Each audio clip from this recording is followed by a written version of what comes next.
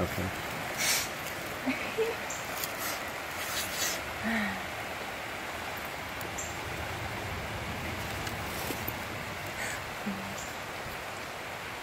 Can energy healing do more than heal physical pain? Energy healing, if we talk about energy healing, we try to think what energy really means. So a breath of wind or hot sunlight or a piece of stone. Obviously, everything is energy. So, and when we talk about can energy healing heal more than physical pain, we understand one thing, which is physical pain, if it's not for the harsh environment and conditioning, you know, like if you fall, it will have physical pain. But physical pain in the normal sense, it's more like long time accumulation after spiritual and emotional pain. And if we say the purpose of healing is to come down to earth and heal, then we remember when we were up in the sky and when we were angels, we don't really need anything. So when we think of if we need something, it comes like desire. So when the desire comes, we are confused. So energy healing, it's more like how we all can sink into our original state, which is a desireless kind of state. You want to go further into the question? Can energy healing heal more than just physical pain? Obviously it will, because all healing is spiritual healing first. Okay, what is, you talk about self-healing. What is self-healing, and what is that more the client you're working on that involved in the self-healing, or is that something you direct, or how does that work? We actually understand everything is self-healing. You know, if you go to a doctor and if you trust that doctor, then from if you don't trust that doctor, there will be a little difference. So no matter how the practitioner is going, after all, it's all self-healing, because all the healing has to take place when the self is opening up for that. And if we talk about really self-healing, like Jesus said, heal thyself, it actually means you need to have a connection with yourself. You need to be aware within yourself. So we all understand what a big universe we have inside of us. You know, every thought creates vibrance. So what kind of vibrance that we're creating in here, it determines everything. So by and large, we're all connected as one. So when you actually feel nurtured and loved, when you are real with yourself, you always will have an answer. You always will be aware of what actually is going on. So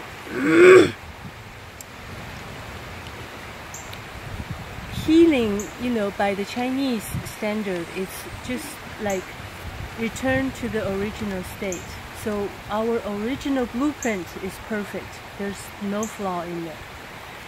And it's just like, you know, you watch a dog. If a dog have been pampered and patted on and feed well, they're happy all the time.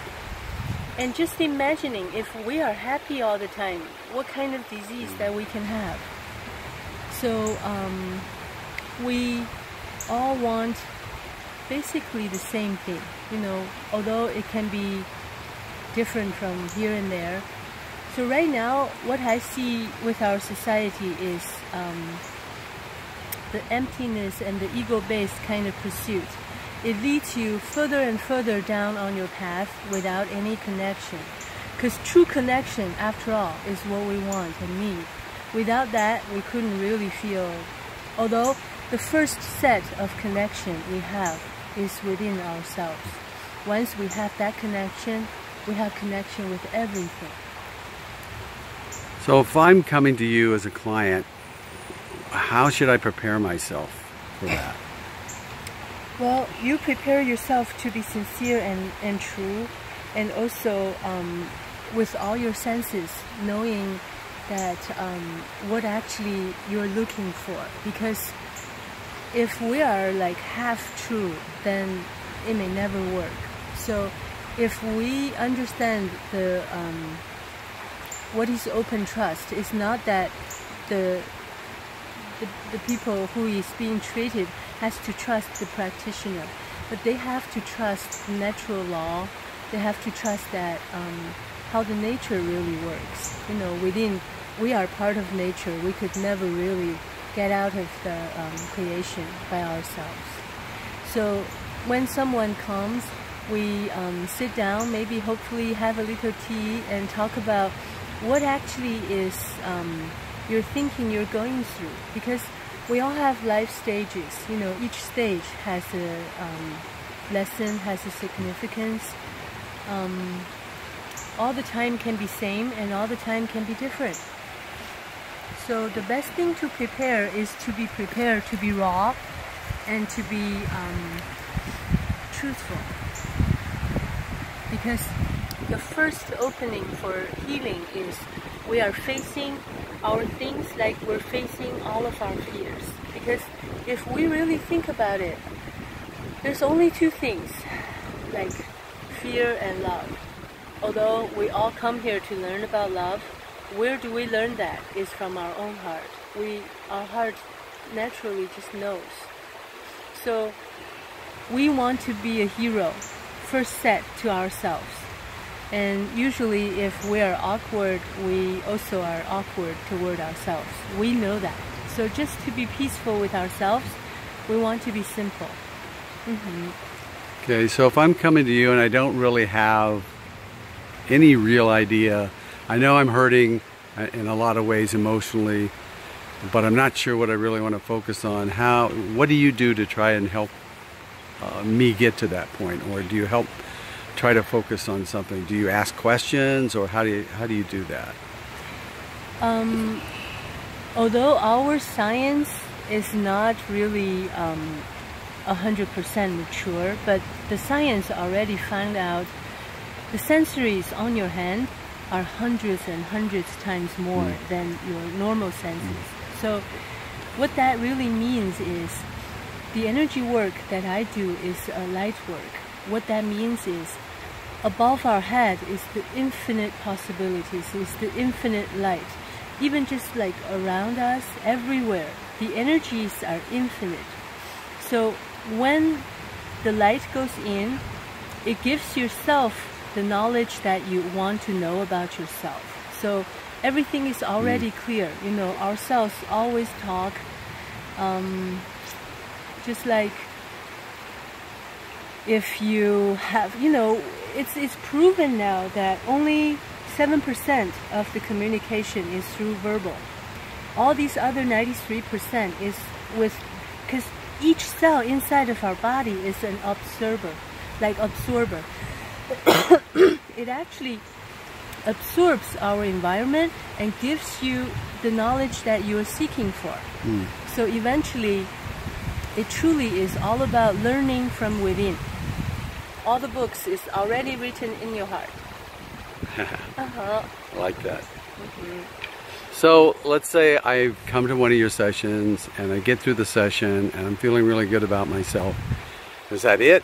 What do I do afterwards? How do I prepare myself for the rest of my life?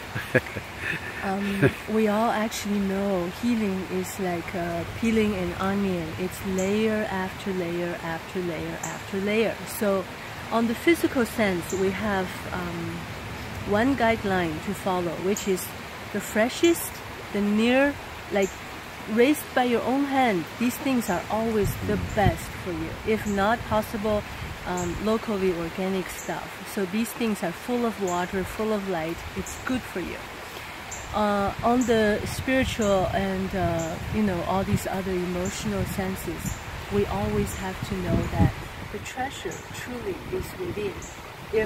If we all have a glimpse of how precious we are, we would never be troubled.